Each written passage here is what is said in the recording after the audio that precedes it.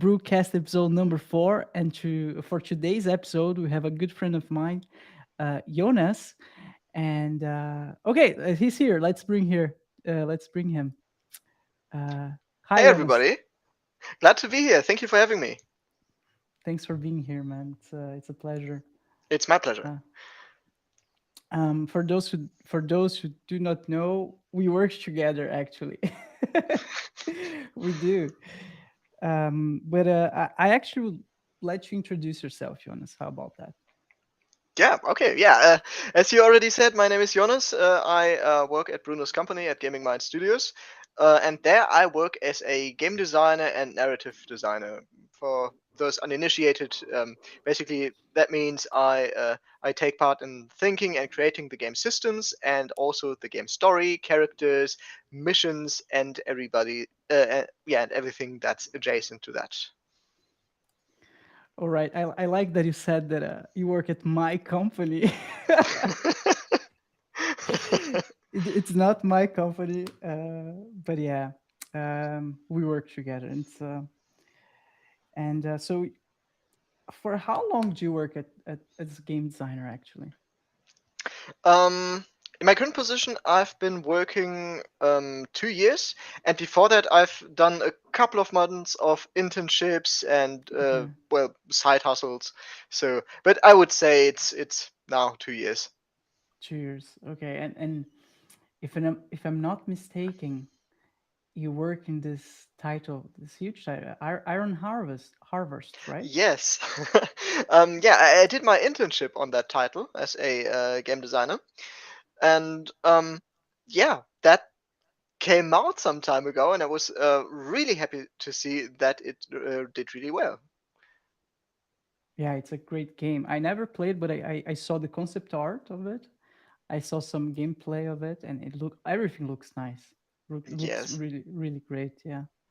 it was one of the things King Art, King Art, that's the studio that did Iron Harvest. King Art wanted to do, and that's besides creating a really cool RTS, was also that it would look awesome and mechs walking around, destroying things, mechs blowing up, and yeah, I think that shows. So props to the team there. I agree. I agree. Um, are you playing something right now? I actually wanted to ask you that because you finished God of War Mhm. for PlayStation, and there's the new one that just came out. Yeah, I actually played it on PC, so I'm one of those filthy PC gamers. Um, and yeah, I haven't gotten into the new God of War just yet.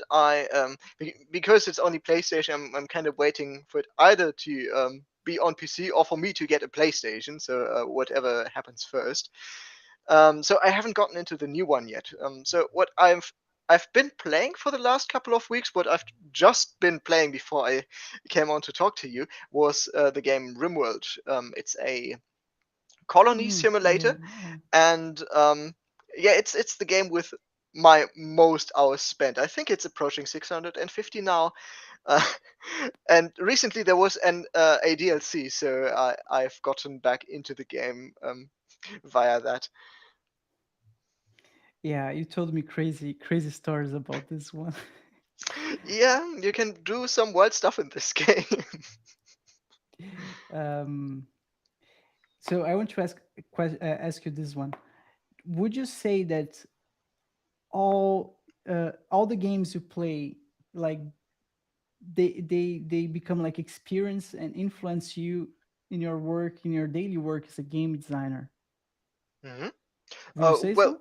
yes, yes, absolutely. So, not just games, anything that I do that's creative. That could be audiobooks, that can be games, that can be movies.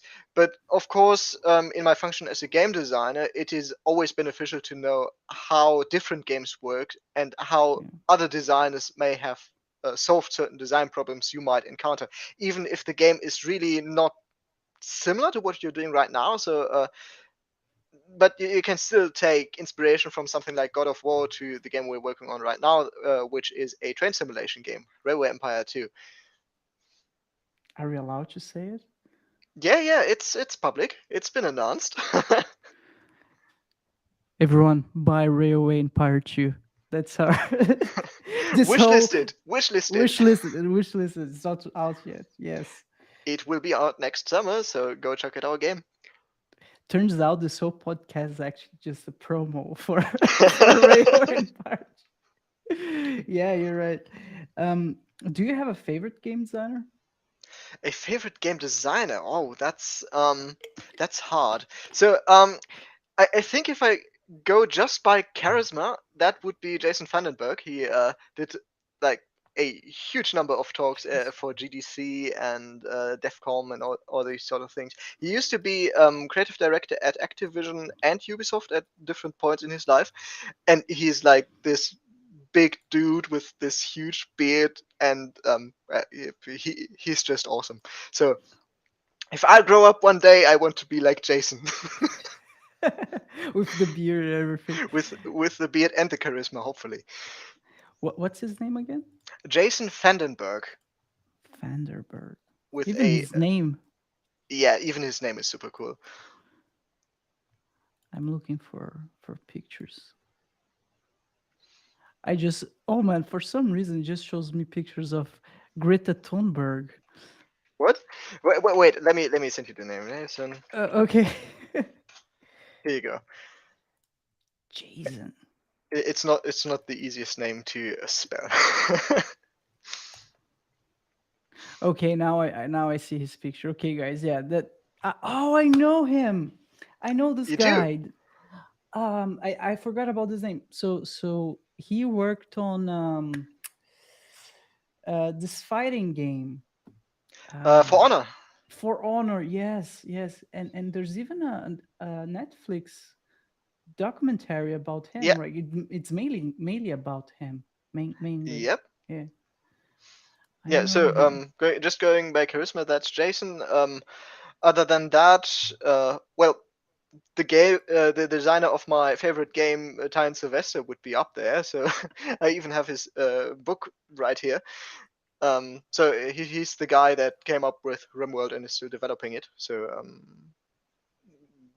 design-wise, that has to be up there too. What's the name of his book? This Uh, I Ty- that's designing games by Ty and Sylvester. Time Sylvester. Okay, all right.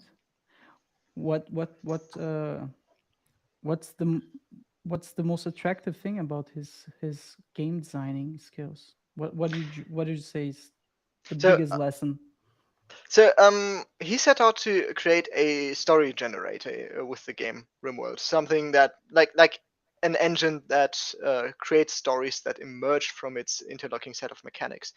And he did that, and that's why I love this game so much. Every time I play, I have a different story. My characters uh, turn up on this planet. They have to struggle to survive, make some morally questionable decisions, and somehow um, figure out to stay alive and to defend the wealth they have created. And that's just such a genius idea. I mean, it is similar to games that have come before, like Dwarf Fortress, and but it's just such a polished example of the idea, and it's still being improved as we speak.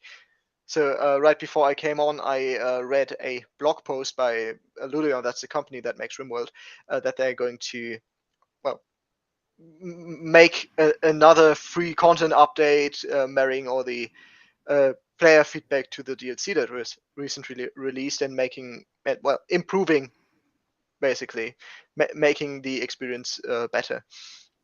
So I'm very much looking forward to that.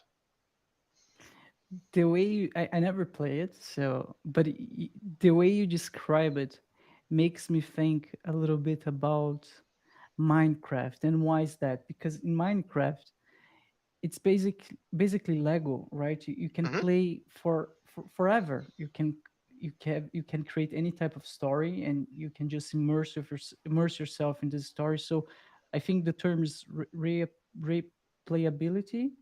Hmm. Replayability is like infinity. You can play forever, because apparently so in Rim World, it's always a new story, basically. Yeah, exactly. Yeah, yeah. Um, Especially with the newer DLCs where your characters start to have different religions, which change the play style. Maybe you want to play as a group of ranchers, or you want to be a raider faction, or well, I don't know, maybe you want to make your money by selling drugs and harvesting organs. Everything is possible. Oh man, that's so grim. Yeah. Um, as a kid, I used to describe GTA like that. You can do everything. You can do Mhm. everything. Uh, But yeah, as a kid, GTA was my favorite. I think, not because I played it that much, just because it was this forbidden thing. I always got glimpses of it at like friends' houses, and when I played it, it was this huge game where you could just summon a tank and go wild, or just have fun with the car. So when I was younger, starting out, that was like the game that from afar fascinated me the most, even if it wasn't the first game I played overall. yeah, I think the forbidden thing plays a huge aspect on all of Yeah, it. Because I you can explode heads and oh man, yeah, basically you can do all the illegal shit, right? That you cannot do in real life. exactly.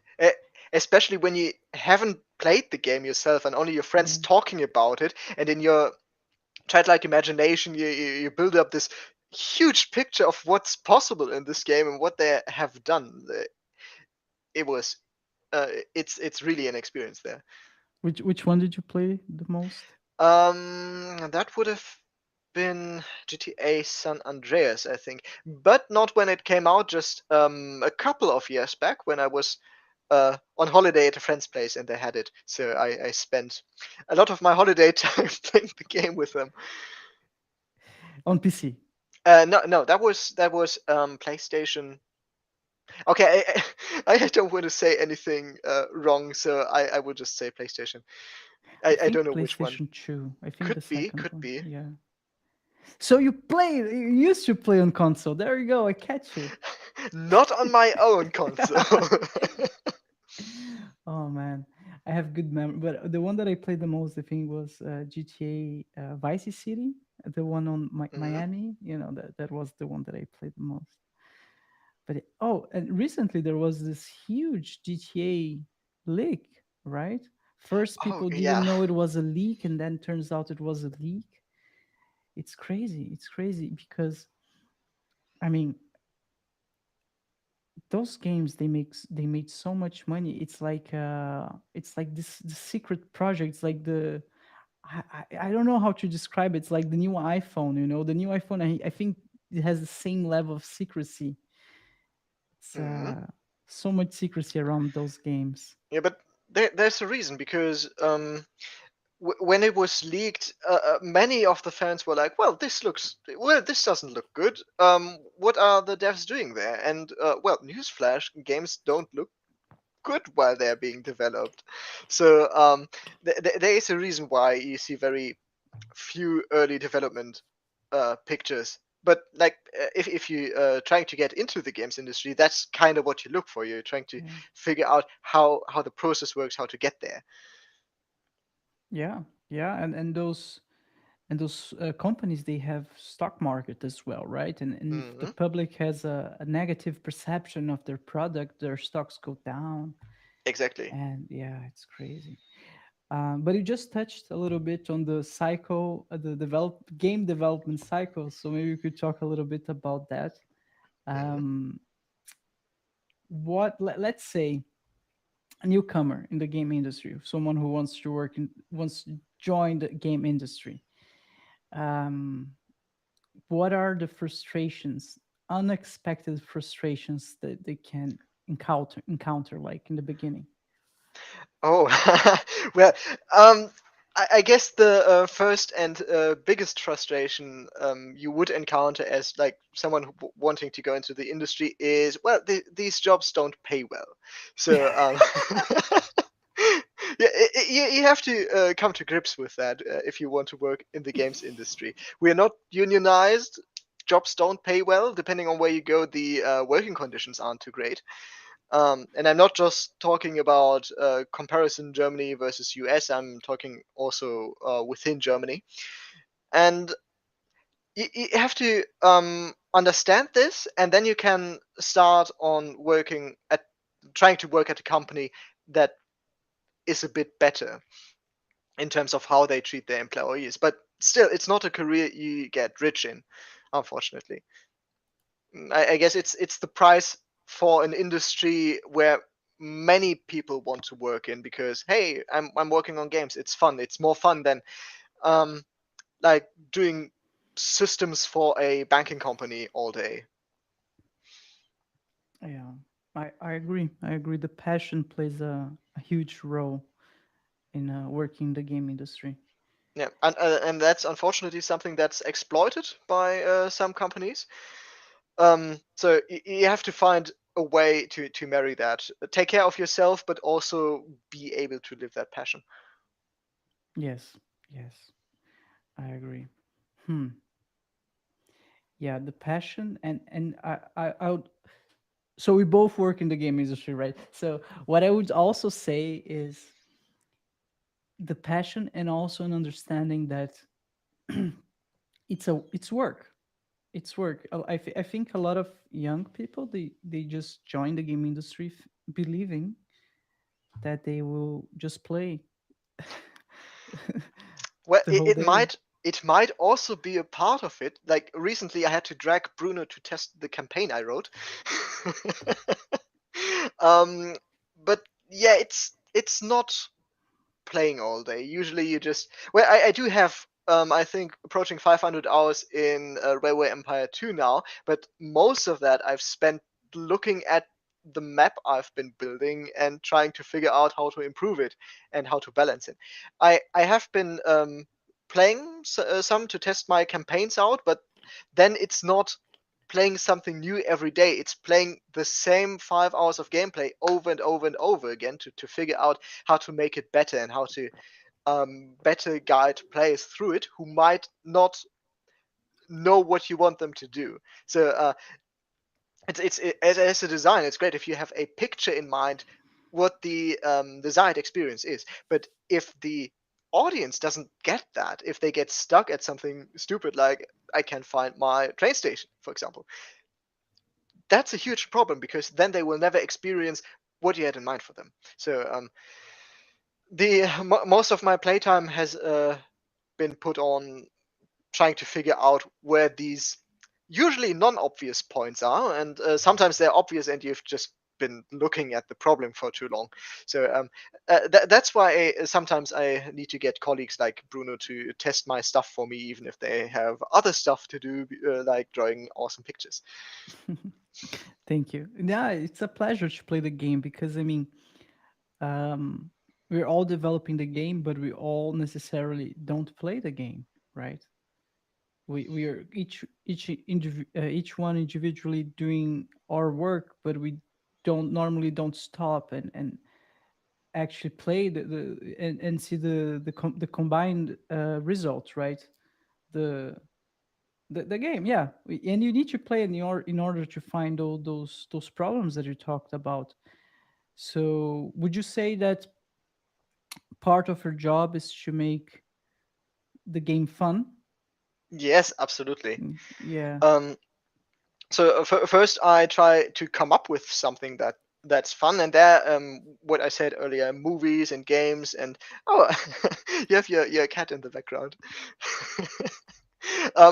Movies, games, and everything else creative I consume comes into play, because that gives me ideas. So I this year I listened to the whole works of Mark Twain, and there was some interesting stuff there that gave me some ideas of directions I could go in. Because um, many people have ideas. I have ideas all day, but at some point it gets to a point where you have to separate good from bad ideas, and try to come up with more better ideas, if you know what I mean.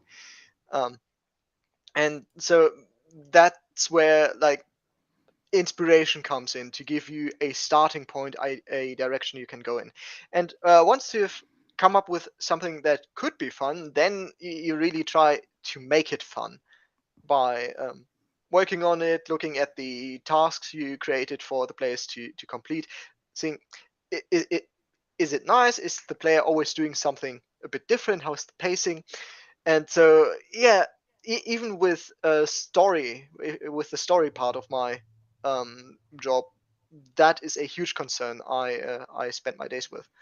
So what I've been doing for the past 2 weeks has been redesigning a certain map we had. We saw it was too easy, doesn't work, and so I went over it. I threw out a whole bunch of cities you could play. I threw out a whole bunch of businesses that would pop up on the countryside, and now I hope it's a bit more fun to play because it's not as easy anymore. Hmm. Man, that sounds hard. Wait, I could never draw to the quality you do, so I guess that's why we both have our jobs. Thank you. So yeah, that's true. You're also responsible for the story. Um, how how how you define game design, like the job position, in one sentence? In one sentence, wow. Yeah, because the way I see it's like it's a lot of responsibility and a lot of things, right? hmm. Yeah. Well, a game designer designs and tweaks the game systems in order to I'm trying to not get into hot water by saying something like immersion or something. My professors would smack me. Um, Why? What's the problem with immersion? oh, What's wrong? it that's a huge can of worms. So like when you hear immersion, you think, oh Really? wow, that's a great term. It's really useful, but Yeah. no, it isn't. It's very ill defined. There's like multiple types of immersion. There's so, so What are the this different types of immersion? Okay, sorry. Go ahead. Go ahead. um so in order to create a series of interesting decisions. So to say that again, a game designer's job is to create and tweak a game's systems in order to create a series of interesting decisions in the game. And the interesting decisions part of that sentence I have stolen. I think that's from theory of fun and game design, but I'm not sure. Please don't quote me on that. But that's how I would, off the top of my head, define the game design position. And of course, that varies hugely from company to company and studio to studio. It extremely depends on whether you're working for a small indie team with like 5 employees, or if you working for Ubisoft with thousands of employees. So in a company like Ubisoft, you, your range, what you're allowed to do, might be very restricted. So, from what I've heard, I've never actually worked for Ubisoft. Disclaimer. So, from what I've heard, that could go into your job is to def- uh, design like this very small subsection, work on like car-based combat, and then you do nothing else for 3 years. But if you're working for an indie team, you sometimes you get to work on voice acting. Sometimes you get to work on working on the maps. Sometimes story. Sometimes so. At Gaming Minds, we have two game designers. Our creative director is one. He did the main thing of game design, and then there's me. And my balance was more doing story than game design. But still, both of us, we did some writing. We did some feedback on characters. Like in a small team, your day is more varied, I would say. Hmm. Yes. So the smaller the company, the more hats you need to wear, right? Yes, Yes. feels a bit like a Team Fortress game, but yes. But it's the same for you, I think. So I think you actually worked for Ubisoft, and you have the direct comparison, but from an art perspective, of course. Yeah, yeah. I would say so. I would agree with you. The bigger the company, the more focused in your area they expect you to be. That's for sure. Hmm. Um, while you're talking, I came up with this question that I'm wondering: would you say that engaging and fun are not necessarily the same? Yes, absolutely. So Hmm. that's why I said a series of interesting decisions and not make the game fun, Hmm. because it very much depends on what type of experience you're creating. Sometimes with a serious game, you don't want people to feel like really fun while they're learning about Nazi Germany, and Oh. some um, Okay. or sometimes when you're designing a horror game, that's not really fun. And so fun is something you have depending on the envisioned experience, not like as a universal experience of playing games. So designing a horror game is not necessarily fun, but playing it, it's absolutely fun. And but it in a weird way, right? Because you're just Yeah, getting scared all the time. yeah, exactly. So like I wouldn't. So yeah, I guess it's all fun at the end of the day, but I wouldn't put the fun felt while getting scared and running away from monster in a horror game to on the same level as fun, like when you're playing Sims and you make your sim excel in their job. I'm not saying like quality wise on the same level. It's just not the same thing, and it's not. And you have to separate the two if you want to create either experience. But they're both engaging, right? Exactly. They are Yeah. both engaging in different ways, but they are both engaging. Man, that's interesting. Earlier on, you mentioned about different types of immersion. What did you mean by that? Okay. so I don't know all of them off the top of my head. It's been some time since That's I've okay. That's I've okay. read the article. So like there is narrative immersion, for example. You feel immersed in a game's or even a movie's narrative, and you want to see how it continues. Then there's spatial immersion, that you are walking around in the world and actually feeling like you're there. And that's different from story immersion. Uh, that is different experiences. If you want to read the article, I don't know it by heart, but I know who wrote it. That's by Marta Heggesberg, who was one of my professors at Breda University. So Mm-hmm. it's a great article. Just Google Marta Heggesberg immersion. Marta hair no Mata, Mata. Mata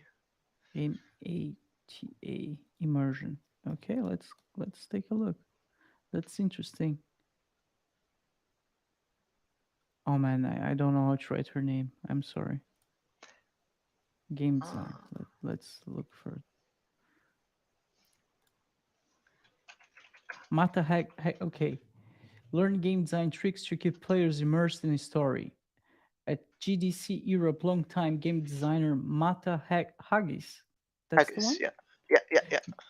Will deliver an intriguing talk on the many small design choices made to amplify the narrative of fragments of him through player interactions. Man, that's interesting. I Okay, found so, the ResearchGate article. So his four types are systems immersion, spatial immersion, empathic and social immersion, and narrative immersion. Ah, yeah, I got two almost right. wow. I'm going to send you the link. But yeah, that's a great article. I'm opening it. 1 second. Four categories for meaningful discussion of immersion in video games. Man, I'll never think about it. For me, I open it. There's a chart here. Let's see if I can share this with on the video. That would be cool to have on video. 1 second. Let me try to do it. Share screen. Automatic. Start screen sharing.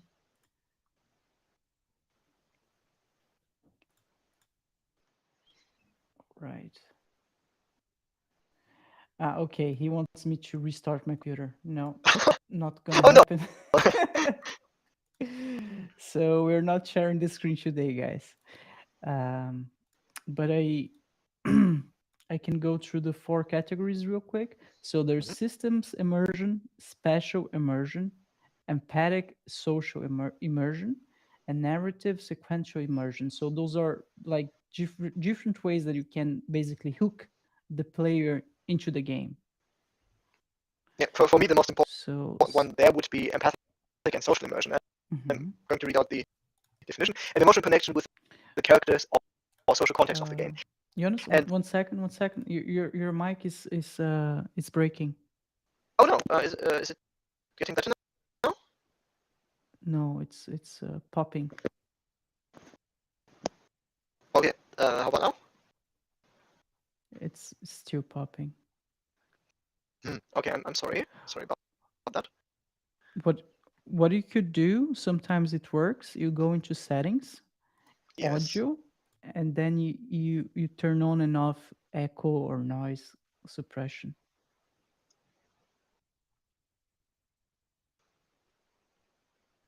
Not on Windows, I mean in the studio. Yes. Okay, is it better now? Yeah, it's way better. Okay, wonderful. So I'm sorry about that. So an emotional connection with the characters or social context of a game. Um, that is really something that has been interesting to me for a long time, and it's part of the reason why I like RimWorld so much, because through the stories the game creates, you get to know the characters and you get to care about them. Like I still remember my first session of playing RimWorld. Well, my first colony, where I had this doctor that was incapable of violence. And it was just three guys in my colony. And one winter, he had to go out to gather some food, and he was attacked by a wolf, and he died. And it was the most tragic thing.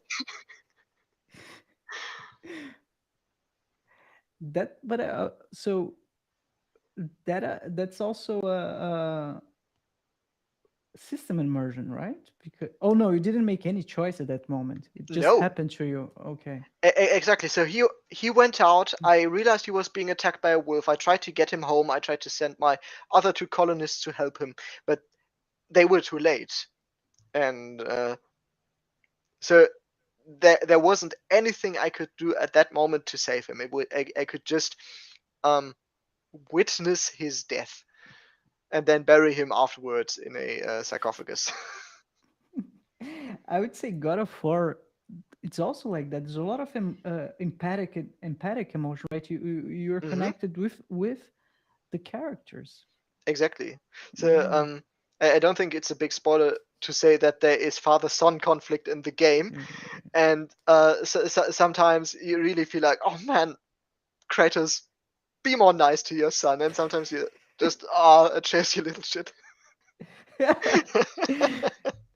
It's part of the charisma, I would say, of the characters. Yes. Like this badass. It's the alpha male, doesn't talk, just eat meat and exercise. Yeah. Exactly. But the point of the story is that this is not good. that Kratos has to learn about not being his gruff self all the time.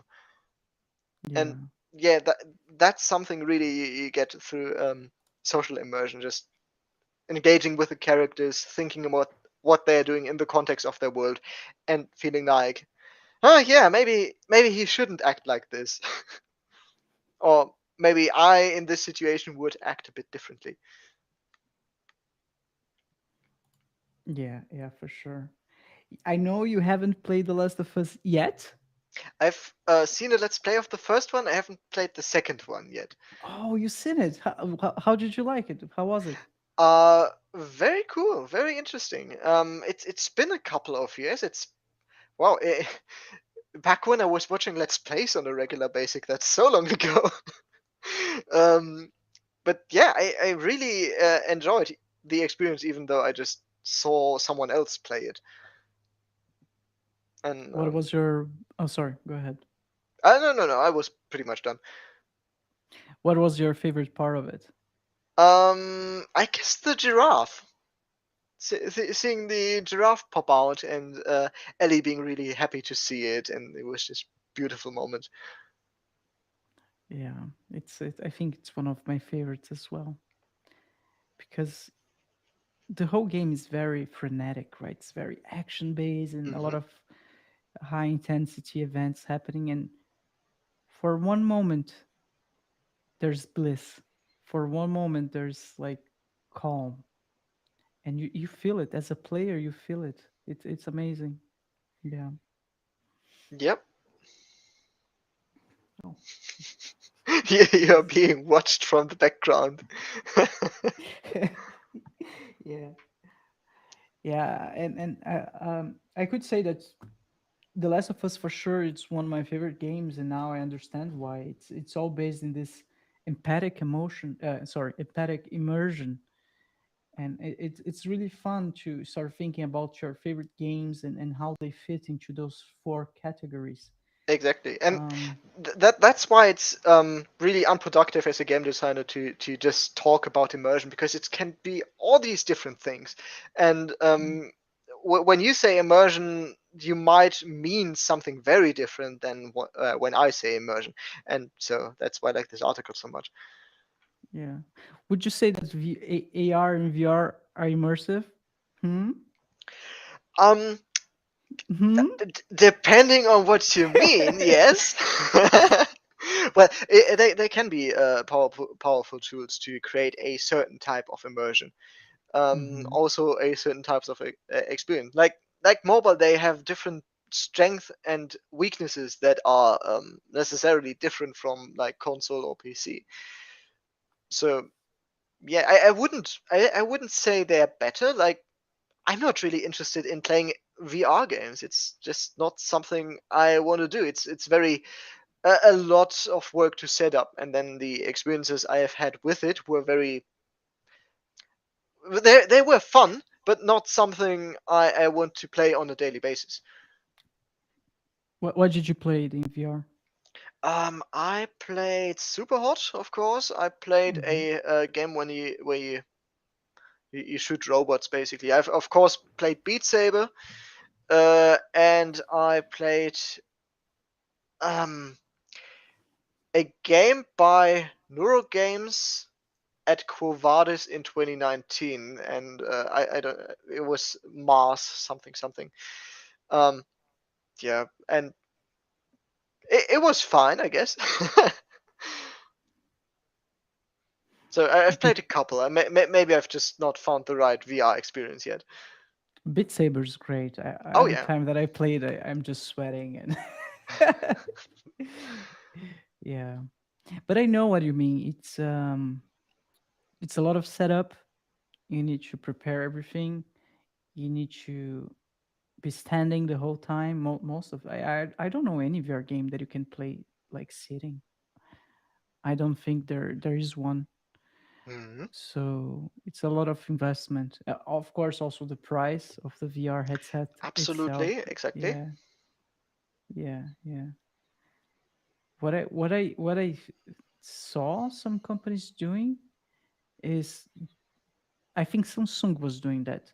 They released like a headset that you just put your smartphone into the Hmm. headset, so you kind of save some bucks there.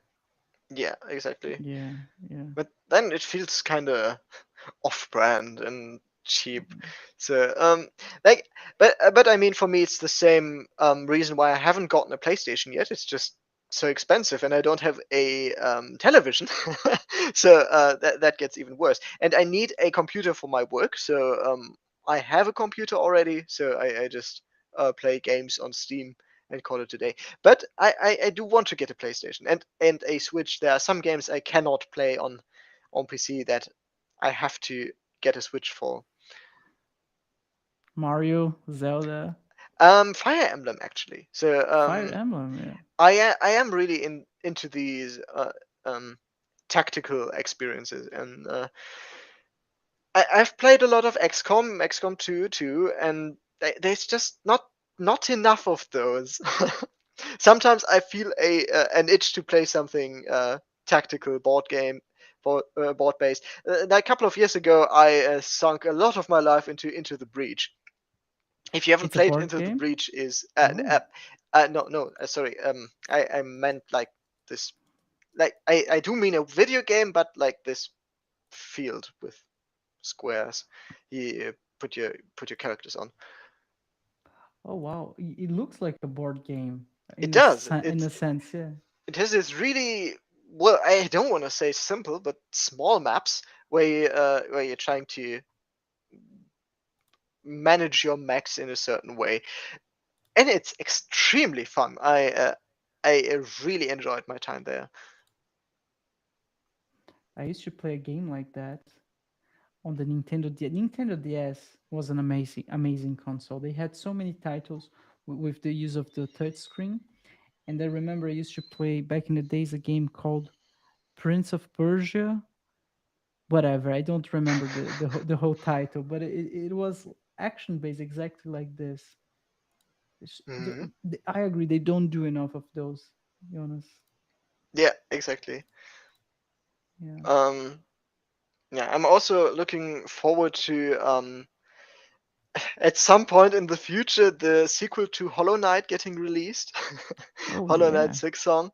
Um, I have been patiently waiting and silently hyping the game, and once it drops, I will just take a week off from work and just disappear.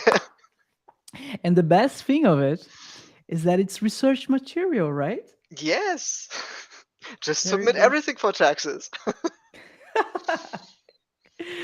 For you folks who do not live in Germany, um, yeah, the Texas department here is intense.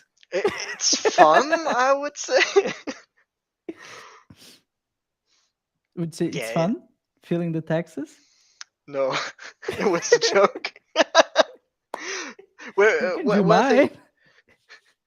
one thing I have done this year, every time I get a new uh, something I can submit, I just immediately save it to somewhere, so I don't have to spend like a weekend next year trying to compile everything. And I hope this will save me a lot of time. Mm, mm.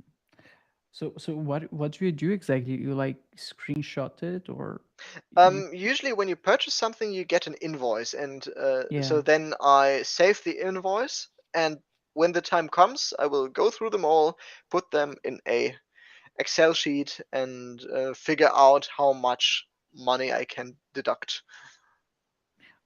that's smart. You're saving so much time. Yeah, yeah, I'm trying to improve my process. Yeah, because oh man, I should start doing that. Every I don't know, every February I just want to kill myself, every March because I just take all the paperwork, put it on the table, and it's just depression. Yes, I know exactly what you mean. But this February it will be a bit easier for me. I will just put everything in an Excel sheet, double check if I didn't miss any, and I will be done. It's the first year that you do that? Um, yes, yes. So last year, um, I didn't have to do the full load because last autumn I didn't have anything to play and I didn't have any movies to watch, so I was really bored. So I got ahead on my taxes a bit. Oh wow. Yeah, but I didn't want to do it this year, so I'm just saving all the invoices as I go. Man, you're like a exemplary citizen. Autumn, you do your taxes. It's Yeah, I had amazing. nothing, literally nothing else to do. You can imagine how bored I was. My flat was very clean at that point.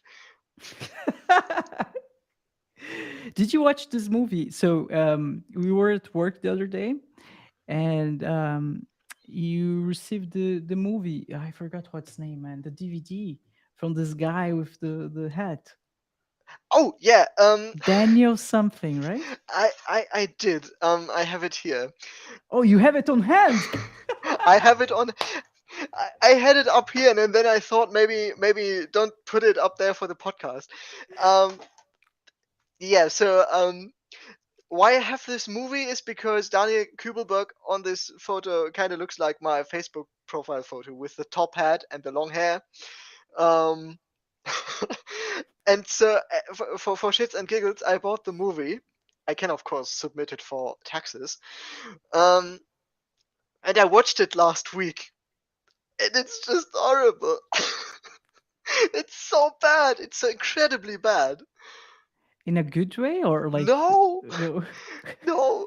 Well, yeah. Well, you laugh at the movie, and there is a certain fun to be had with that. But oh man, it is really something. I can't even describe it. So, the villain, for some reason, he wants to kill Daniel Kübelberg, and his character design is red leather trench coat and uh, Satan crosses in red on the back of his head with like paint. What is this, Satan? I have no idea if he's supposed to be Satan. I didn't get that.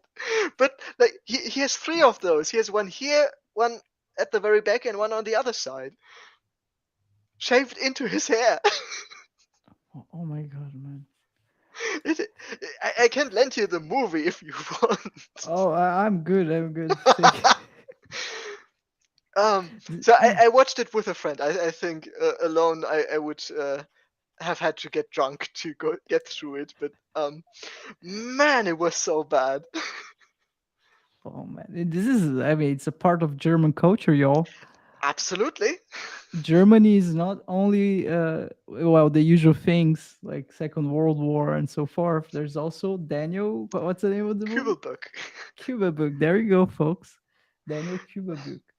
Well, as a German who seems to be Daniel Kübelberg's little brother in terms of looks, I had to watch it. I had to suffer through it. There's some there's some bad movies which are very very good.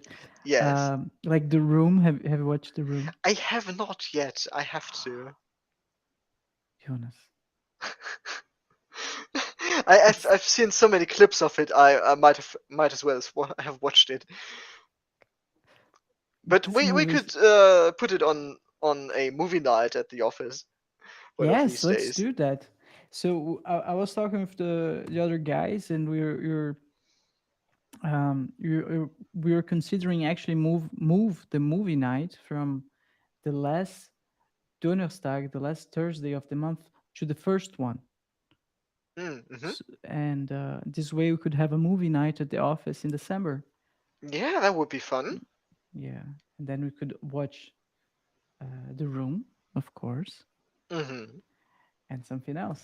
So And yeah, something else. for those listening, so we have this every month. We try to have a movie night. Basically, we gather. Yeah, We try. I think we didn't have one for since June. Is that right? it's been a while. Yeah, unfortunately. So usually I try to be there, but it's been a bit stressful recently. So I have not been able to go to the movie night. Yeah, yeah, yeah. I mean, we also are not doing it actually. We need to do more of those stuffs Hmm. like movie nights. I know that the other office that we have, they have a board game night. Yeah, so something I would like to do to improve as a game designer would be to play more board games. Uh, Yeah. yeah, but board game night would really be helpful. Do you have a favorite board game?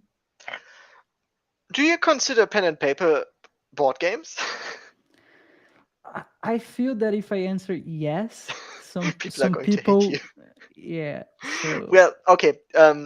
It's an unfair question. So yes, I do have a favorite board game, but for lack of many board games I have tried playing. So there's this German board game called Talisman, where you play as a fantasy character, explore a hostile world with elves, orcs, and all that fantasy stuff, and you try to get to the middle. So a game of that game, so PlayStation lasts like between 5 and 10 hours, and it's my father's. So as a child, I always wanted to play it with my dad, and he was like, "Oh, really, you want to play for 6 hours this game?" But yeah, that's kind of my favorite. But other than that, more recently I've played like one of the Cthulhu games. It's I think it's called Arkham Asylum, where you run around with your friends in a cooperative game and try to stop the world from ending. That's really fun. But it's also been a while that I've played it. They're both board games. Yes, yes, they are both fully fledged board games. I'm looking at pictures, and Talisman really looks cool. It has this D&D art style from the 80s, right? Yeah, right. Yeah, it's an 80s game. It's really fun. Has a really good art style. So if you have like a lot of time on your hands, try playing Talisman. So 10 hours sitting. Oh, you can get a new copy for 45 right now. Fourth edition. Oh man, and the board actually is really huge. Yes. I'm sorry guys, I can't share the screen this time. Next time I'm gonna restart my computer. Don't you worry. Oh, but I think Maybe you can, I. right? Yes, give me a second. I have it on hand. He has a copy of Talisman, a real life copy. That's amazing.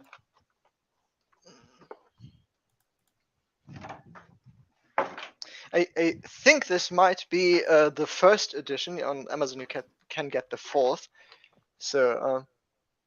Oh, it's mirror. I thought it was Russian for a second. Talisman. So it Mm. has this extremely cool cover, just with the dragon and the guy fighting it, and it's of course a bit dusty right now. And but yeah, it's a big board. It's one of four, and Mhm. like it has a really cool art style. So yeah, so something I would definitely recommend. This cover art that you just show us, it reminds me a little bit of Balrog. You know, Hmm. when the Fellowship of the Ring is like facing Balrog into the cave, which in itself it's a lot. It feels a lot like a D&D campaign. The whole Lord of the Rings movies. Yeah, yeah, kinda. Yeah. But now that I think of it, Talisman was actually my first game design experience, really. Mm.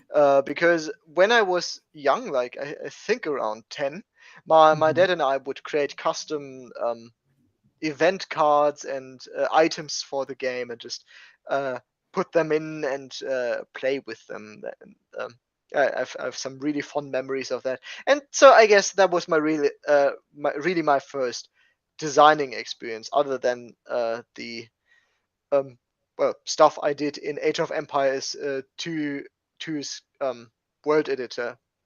So I tried my hand there too, um, but it didn't amount to much because it was kind of hard to get to keep myself motivated building something.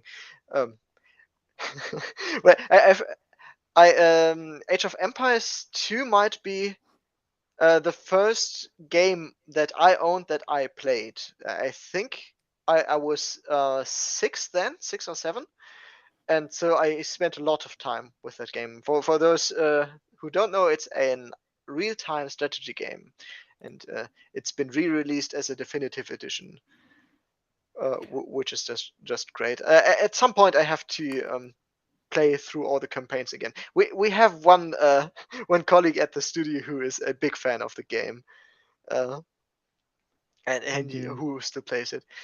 Um, yeah, but Bruno, what was your first game that you ever played? Oh, oh, the first game that I ever played, man. That's a good question. I play games since forever. I have a picture that I found of me. I was, I think, 5 years old, and I was at my grandparents' place because I couldn't go to school because I had stepped on a bee, like Oh no!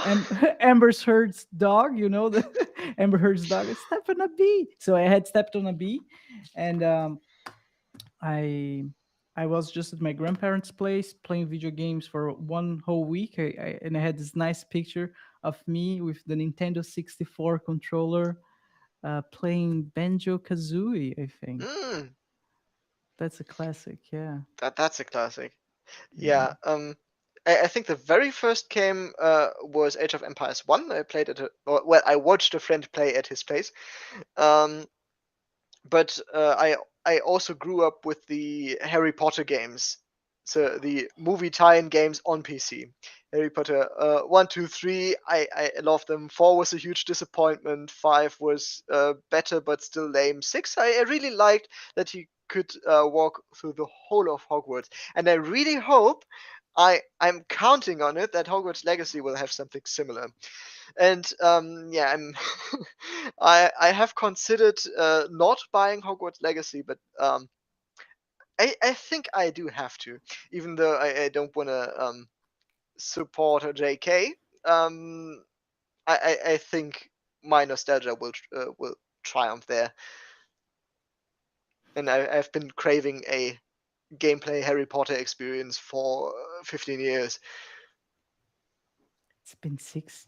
How many years since the last game? Let me see. So I haven't played 15 years. Harry Potter They 6 game released the PC. mobile game recently, which was a fail. Oh wow, Chris Roberts worked on that. Fun. Um, when did it? 2009. Close to 15 years. That's crazy. Oh man, I remember this Harry Potter games, the first ones. They're so good. I mean, for the time, Yes. right? No, Maybe. yeah. Well, graphically not for today, of course, not the best. But gameplay wise and what you did there, maybe it's just my nostalgia coloring my experiences. But I have extremely fond memories of the first three. And something I would really like to see would be for EA or whoever owns the rights to make a remastered version of them. And I would be the first in line to buy them again. They The should. They're making remakes of everything. Yeah, exactly. Like Yeah, yeah. the other day, I went on Steam to see if I can't get those games somehow. Because when I was younger, my late teens, I started to throw stuff out, and my Harry Potter collection, of course, had to go. And now that I'm 26, I kind of want them back, and I would like to have them in my Steam library, but they are not on Steam, unfortunately. I checked, so I might have to get the collection some other way. Yeah. I I I know what you mean. Last year, actually, I tried to emulate them on my computer. I Mm. downloaded this PlayStation 1 emulator, but it didn't work out. No. I think I played the first level or something like that, but it was so laggy I just gave up. But I Ah, collected the. Do you remember those colorful beans you had to collect? yes, yes, I do. But the fun thing with the Harry Potter games is they made completely different games for PlayStation and PC and Nintendo. They're completely different games, different design teams, different everything. Really? Yep. So you have played Harry Potter on PlayStation. I've played Harry Potter on PC, and we have played two different games. That's crazy. Right? Why is It's that? wild. I think it was an issue with the technology. Like it was a PlayStation 1 back then. Um, so yeah, they just made completely new experiences. And I mean, Harry Potter 1 on PC is still pop culturally relevant. Hmm. I always like looking at PS1. No, that's PlayStation 1. PlayStation 1 Hagrid. Um, He looks like a, I don't know, like a rock or a potato. I don't yeah, know. yeah. But he wasn't better on PC. He was just as polygonized. Oh man, those games, the first 3D games, they are gold. All the first 3D games, in my opinion, they had Yes, so much absolutely. charm, and so much charisma that we don't see anymore, right? Mm, depends on how you define that. So I've played a lot of indie games with a lot of charisma, but they do feel differently. That's where I would agree. But then again, it's might just be that we were young then. That's true. That's true. Everything that you play or are influenced when you're young, you have this fond memory of, right? Yeah. Like I bet here and right now that in 15 years from now, all the kids and teenagers from today, they're gonna be saying, "Oh, TikTok was amazing. TikTok was so fun. Like it's the shittiest thing ever, guys." People are going to say, "Remember when Twitter wasn't dead?" Oh wow, yeah. What's the deal with Twitter? It's over. um, I feel like it's on its way there, and this take might age poorly, but right now, how it seems, Elon Musk is completely destroying it by scaring off advertisers. Oh, Twitter, you mean? I thought you meant Twitch. Oh Yes, no, no, yes. not Twitch, not Twitch. Twitter. Is on fire. Twitter is on fire. Roasted bird. I mean, I hope them the best. Yeah, Do you, yeah. do, I do you I use Twitter? deleted my accounts the other day just to be safe. I've read that they're not because they fired their security staff. They might be very hackable at the moment, and as I didn't use my accounts anyways, I went ahead and deleted them. But I think I read the same news, and the way I understood, they fired the guy who was responsible for not actually like the hackability of the accounts, but Hmm. the impersonation or stuff. I don't know. I don't know. Yeah, I've only come in contact with it peripherally, so I don't 100% know if what I just said wasn't complete nonsense. But yeah, I'm sure somebody will correct me. It is I, the internet. You can't say anything wrong without somebody saying, "Well, actually." that's true. Yeah, I also don't use Twitter very much. I feel in some ways it's it feels like a fight every time that I go in there. It feels like just everyone fighting to see who is the most smart ass, who can say the most or write the most outrageous thing and feel smart about themselves. I don't know, that's just the feeling that I get. Maybe I'm wrong, maybe I'm not using the platform right, but that's just the gut feeling that I have, just people trying to be right.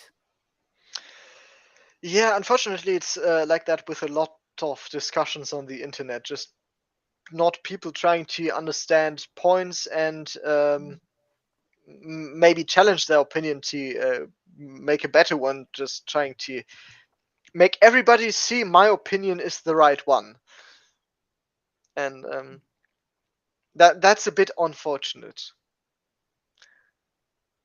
So Yeah, I guess it's the curse of social media. yeah, but there's something about Twitter because it's text based, right? Everything Yeah, is focused on writing small sentences. So yeah, you don't have a lot of space to do anything else to exactly. have. Try to make a nuanced point in how many characters is it? Not enough. Not enough to make a nuanced point beyond my opposing argument bad. So Hmm, unfortunately, that's how it goes. do you listen to Joe Rogan? No, I don't listen to Joe Rogan. So I listened to this episode of Joe Rogan the other day, and he said something that I think makes a lot of sense. Is when you're typing something, you kind of feel a little bit anonymous. You know, you don't have this confrontational element. You just feel protected behind your keyboard, and you feel that you can say anything without precaution. And that's not how humans evolved to communicate. They evolved to communicate like ideally face to face in front of each other, or in long conversation formats like we're doing. And that's how you can get information across efficiently. And psychologically speaking, I also discovered the other day that when you're actually looking at someone, and have this emotional connection with someone who's actually there listening to you in front of you, maybe on a Skype call or Zoom call, or actually even better in real life, uh, your empathy levels, they are way higher. You actually care about the person as another human. And Yes. this does not exist on Twitter. Yeah, yeah, it's very it can easily be very dehumanizing. But then again, I have not used Twitter too much, so I'm not really sure there. Yeah. Man, I don't I'm know. just having a good time seeing seeing what's happening there, because it's very entertaining seeing Chiquita post about how they recently didn't topple a government. Who is Chiquita? And the banana company. Oh, the banana company. What happened? Um, so I don't have my history ready to talk about it too much, but the way I Please. understand it, there were some companies active in South America who actually toppled governments, and I think one of them was Chiquita. Take that with a grain of salt. I have not looked this up beforehand. It's just off the top of my head. So I found some stuff on the internet. There's a tweet from Chiquita saying, "We've just overthrown the government of Brazil." Exactly. What the fuck? That's what I was referencing. Of course, with the blue check mark thing, it's very easy to impersonate companies, and that creates these extremely funny tweets. Another one from Ali Lilly, which is a drug company. They tweeted, they tweet. That's how I say it. Tweeted. Uh, they tweeted. But they are a twit, yes. They said we are excited to announce insulin is now free, And that which actually tanked their stock. You yeah, can't which make this up.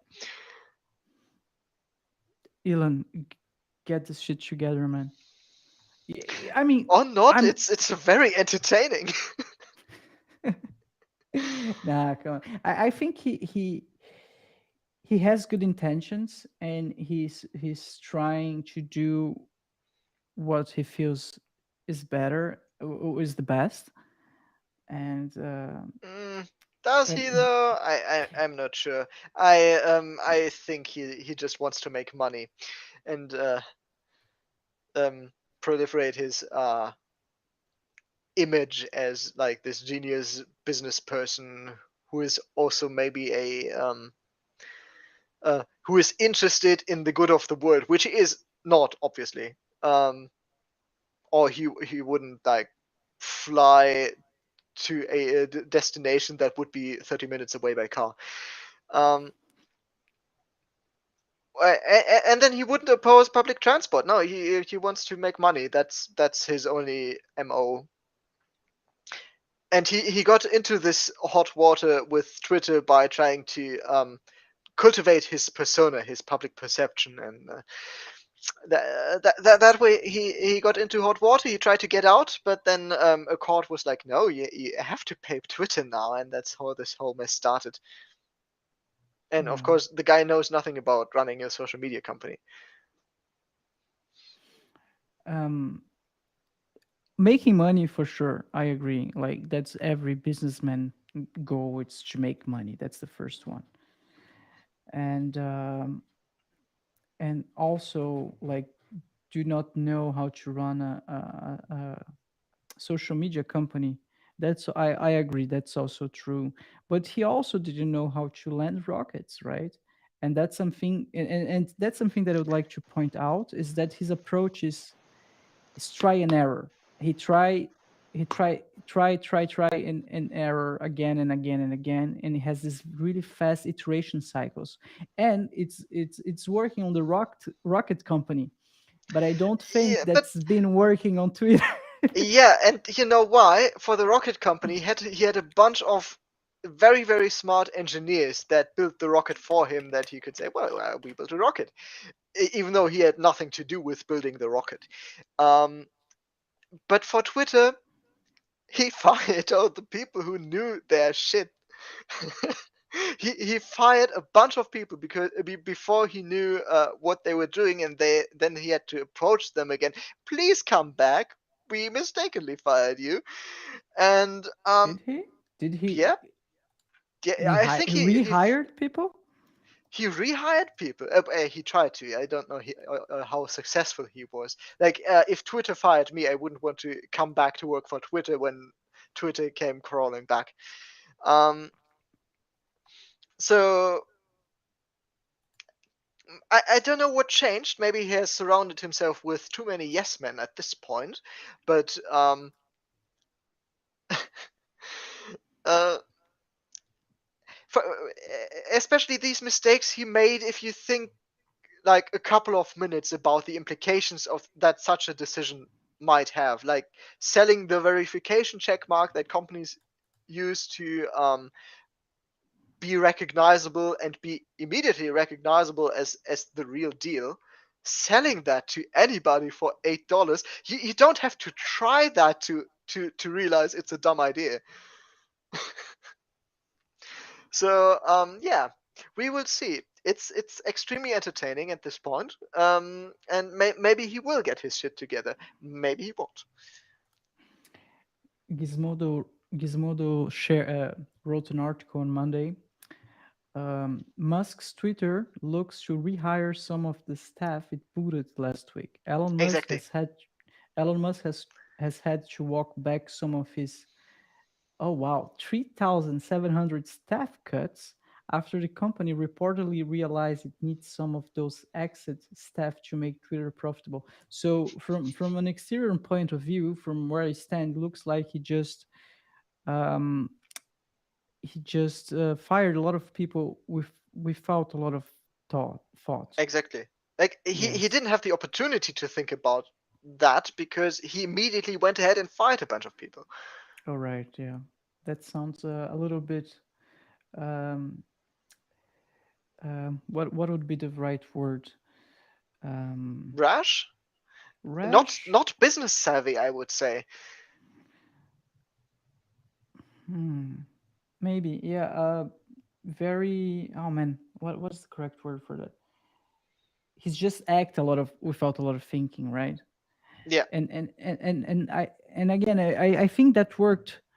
It works when you have this mentality of trying and trial and error. If you have this possibility, but I think you went a little, maybe a little bit too far on this one. Yeah, because yeah.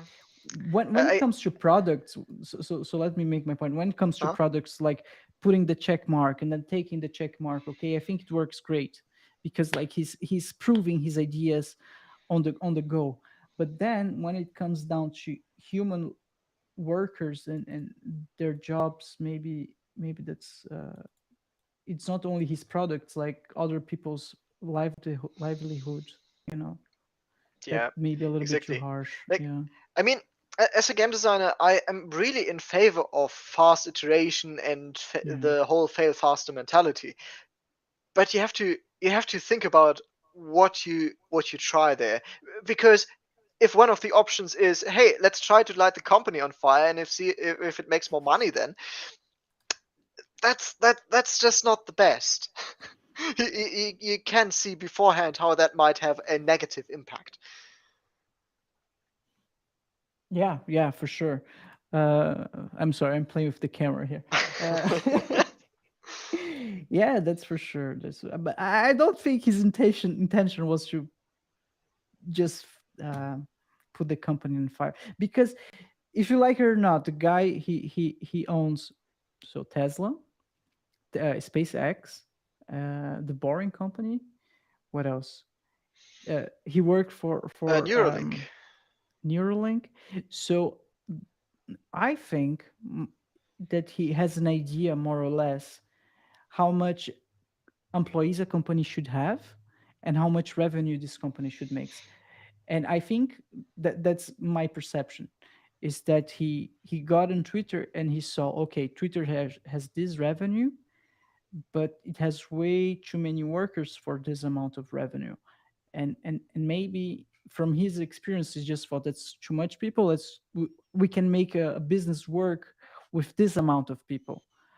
But then his unexperience on the social media industry came in and he backfired. Maybe that's what happened. I don't know, I'm just speculating. He tried to make that decision himself while thinking that he knew enough to make the decision.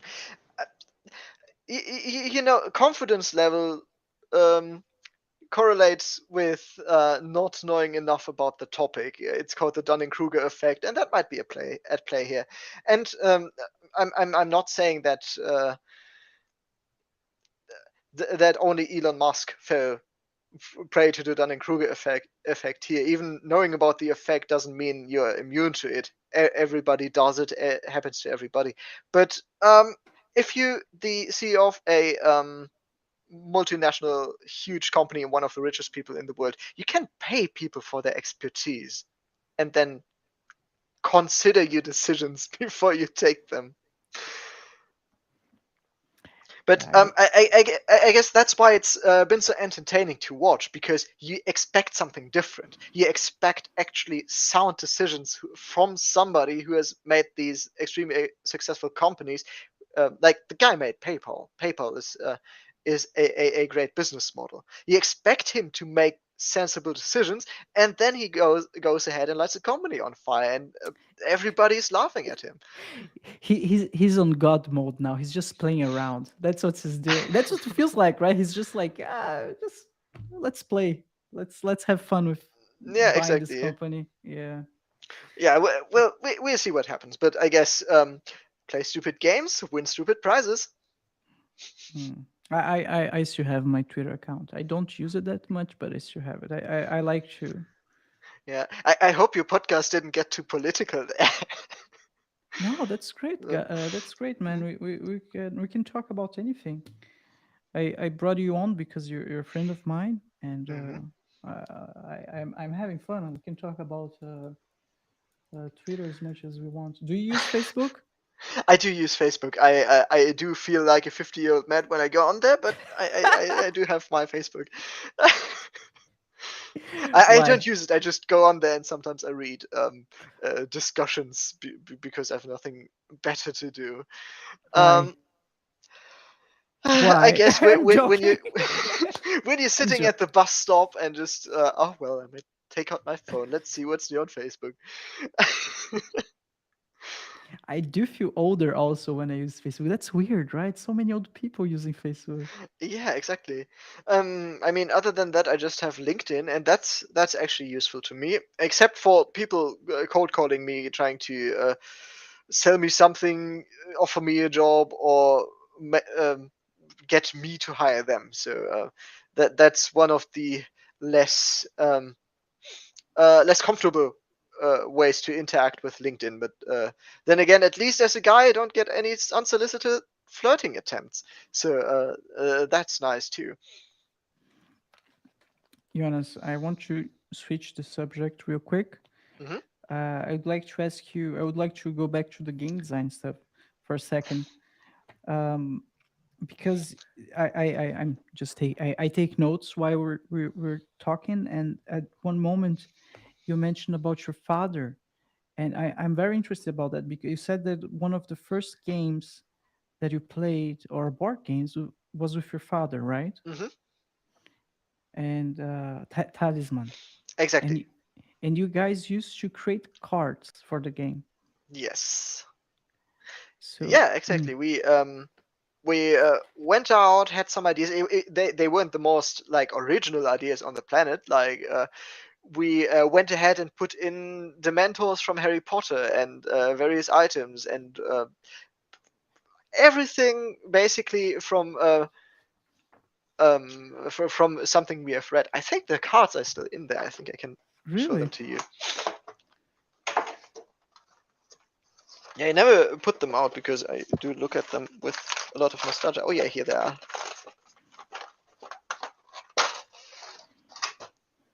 Yeah, so you see, this is some custom cut out and printed.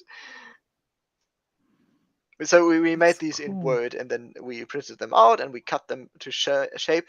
Like the first one is a mountain troll, Bergtroll. Then Alien, magic cards, Firecrab, that's Harry Potter. Basilisk, that's another Harry Potter. Monster Book of Monsters, that's also Harry Potter. A lot of Harry Potter stuff in there. Inferi, oh, Harry Potter 6. Um, Sorcerer's Stone. But also like something from Greek mythology, like the Pandora's box is here. Labyrinth, the Cave of Alibaba, a demon, tiger. Wow, we put tiger in there. Very high fantasy. Um, Cerberus. Yeah, it's very it's a bunch of Harry Potter stuff. It's a bunch of Greek mythology stuff. Um, and I think Lord of the Rings is in there too. Tigers are going extinct, so they're kind of Yeah, becoming mythology. that's true. That's true. um, yeah, that's amazing, man. I'm asking this because I guess you have a lot of fond memories of creating games from your childhood, right? With Hmm. a father figure, and I would assume this pushed you a lot, maybe even in an unconscious way, into game dev. Yeah, so for a funny story, actually, my parents got me into game dev. So when I was Really? a teenager, I always wanted. So I was writing a bunch of stories, wanted to be an author, and at some point, my parents said to me, "Hey, look, we've seen this games bachelor's degree. Maybe that's something for you." And I looked at it and I was like, "Yeah, yeah, sure, sounds fun. I would like to do something creative." And at that point, I was 15. I had 3 years of school left, and because it was expensive, my parents started saving. And yeah, when I got my school degree, I immediately went into the bachelor's and discovered, hey, making games is really really fun. And of course, at first, I wanted to really do narrative design. So basically, what I'm doing right now, writing and creating characters and stuff. And while doing my internship, I wanted to do a narrative design internship that didn't work out. So I did a game design internship. And during the internship, I realized, oh wow, game design is fun actually. And so I wanted to go into game design. And so I wrote my bachelor's and master's thesis about game design, and then I wanted to get a job as a game designer, and that's where the story becomes funny. My current position was like, yeah, but can you also do writing? So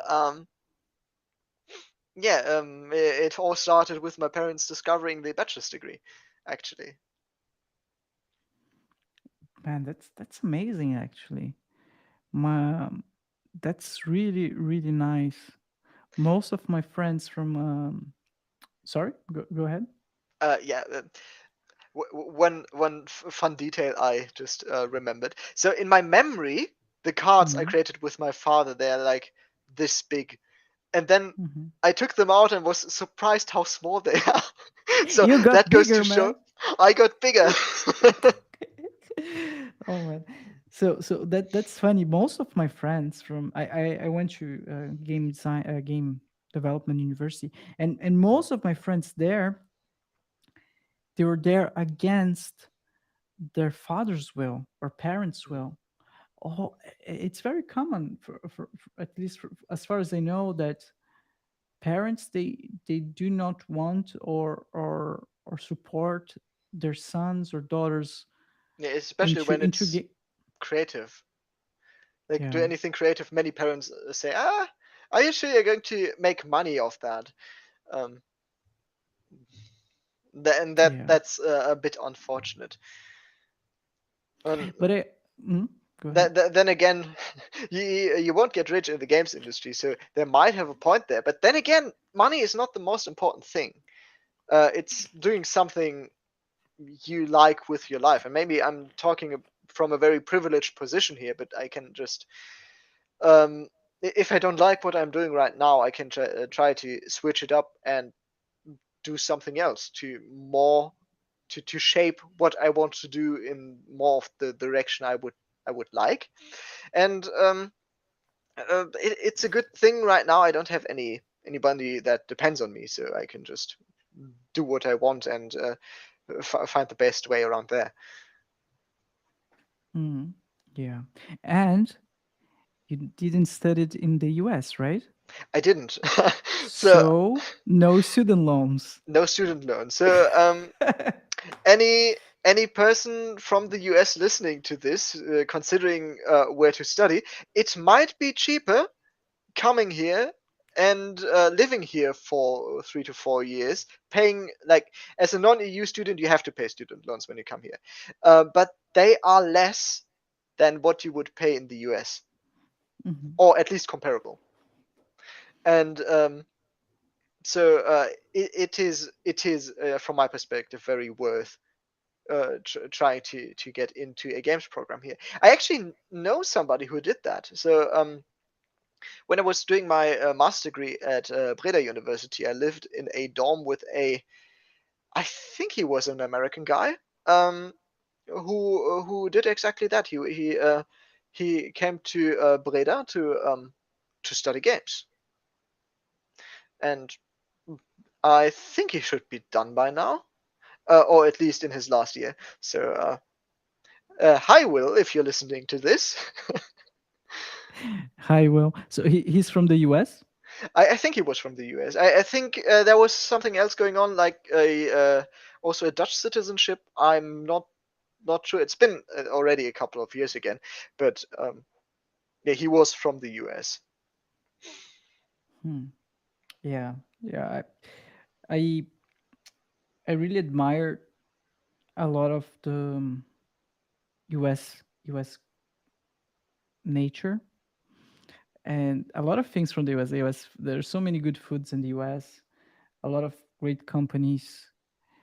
But when it comes to s- s- studying there, or maybe even working there, as much as I wanted to go and do and live there, I or study there, like I have always been um, pushed away from. It's not attractive. It's not attractive.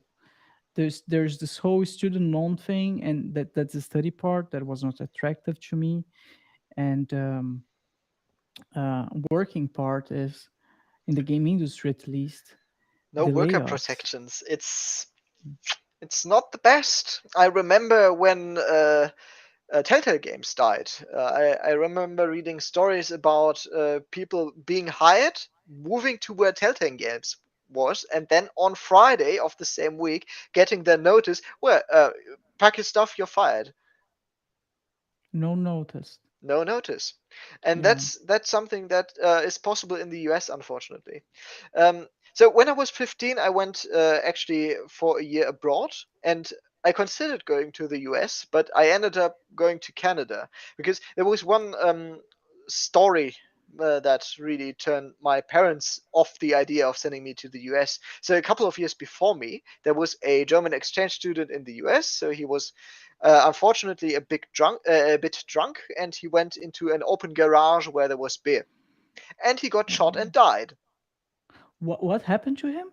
So so there was this garage. It was open door, open everything. There was booze inside, and unfortunately, this young guy, like a couple of years older than me, he was a bit drunk himself, and he wanted to get more booze. I'm not saying that's right, but he ended up getting shot because of it without warning. And that was a story going around a couple of years before I I went to Canada, and that turned my parents off. It's a stupid mistake. Of course, you don't do that, but losing your life over something like this is just something. Um, yeah, that my parents decided. Yeah, no, we don't want this risk. It was an accident. Yeah, it was an accident with somebody having a firearm accessible. So, um, for everybody that didn't know, I'm German. I don't like the firearm laws in the US, and I don't think people should have a firearm at their disposal. So, Yeah. yes, it was an accident, but an avoidable one. Like the owner Hmm. of the open garage shot him. So, just to make that clear. That's unfortunate. Yeah, they have a huge firearm culture over there, but as far as I know, it's also controversial in the US. Mhm. It's Exactly. Yeah. yeah. There's a lot of people who really appreciate having access to a firearm, and I do get it. They are not toys, but people considering that consider them that. Or in if you live like in a more rural area, they are tools that you need to get rid of certain animals. But yeah, I do see uh, in some instances why it would be useful to have a firearm at your disposal. What I don't see is access to war weapons like ARs and AKs, and especially if they are brought to political protests. Oh wow. Yeah. Yeah, that's not the place you bring a firearm. Yeah, so I'm not in favor of the idea of people having firearms. What if I tell you? I'm playing devil's advocate. That's how you say devil's advocate. Hmm. What did I tell you? That it's not the firearms who kill people. People who kill people. Have you heard this before? Yeah, yeah, and like I've heard the argument with cars. It's not cars that kill people; it's people that kill people. But we have very strong protections about who is allowed to drive in what state, um, Mm. and it's not as strict with firearms. The, of course, it depends on where you go. It's very different in different parts of the U.S. But with background checks and everything, there are other countries that have a lot of firearms in them that are less violent about it, like Canada. Or I think Switzerland has pretty lax gun regulations, and they have nowhere near that problem. Hmm. Because they do a better background check and a I'm better. not sure how the Swiss do it, so I'm not going to risk saying something entirely wrong. Um, but if we were having a debate on that topic, that would be something I would research. Hmm, hmm. I know firearms are legal here in Germany, but you need to have a license. You need to go Yes. through training. I'm saying because I researched about it. Yeah. So you need to have a I train the license, the training. Once you've gone through all of that, which costs a lot of money, you need to buy your own firearm, of course, which is also very expensive, and you need to store it in a safe at your house. And I'm not sure, but I think someone comes to your house to double check all of this. And oh man, there's so Germany, so many laws, but The ladder regulations. but it's not like the US. And I think having all of those layers secure, like the all of those processes that you need to get through, actually filter a little bit the people who can get a firearm. So just the real people, like really the people who are interested in it for certain reasons, like hunting, for example, hunting during the seasons of hunting, go through this process. Like it's a hobby. They just don't get it because they feel like it. And that's the impression that I get from the US. People just get it because they feel like it. Yeah. Hmm. Yeah, that's a bit unfortunately fortunate um, with the whole gun culture. But then again, I'm not American, and that's something the American people have to do themselves. Yeah, I agree. Um, Man, it's been a pleasure. Thank you so much, Jonas. Yeah, thank you for having me. It's been a pleasure just jabbering into the void without any prior preparation. No, it was fun. I had fun. Mhm. We talk about game design and guns. Twitter and Elon Musk. I love it. I I, had a lot of fun. Thanks, man. I'm sure nobody will object. And any closing phrases or advices for young people who wants to become game designer? And last words. um, well, be informed about the working conditions here. Be Try to be informed what type of game you would like to make. No guarantee that you will be able to do that, but it's always interesting. Like, do you want to work on GTA or like something smaller? Because that's very dependent on the actual experience in the company. Um, and well, try to already get better on your own time. Like, try to get some programming skills. That's always a good idea. Try to draw something. Like, even if it comes out bad, you at least have the experience of having tried it. So yeah, in games and development, you will likely wear many hats. So it it would be sensible to prepare in that regard. All right. Thanks very much, man. Thank you, everyone, and catch you in the next episode. Bye bye. Bye bye.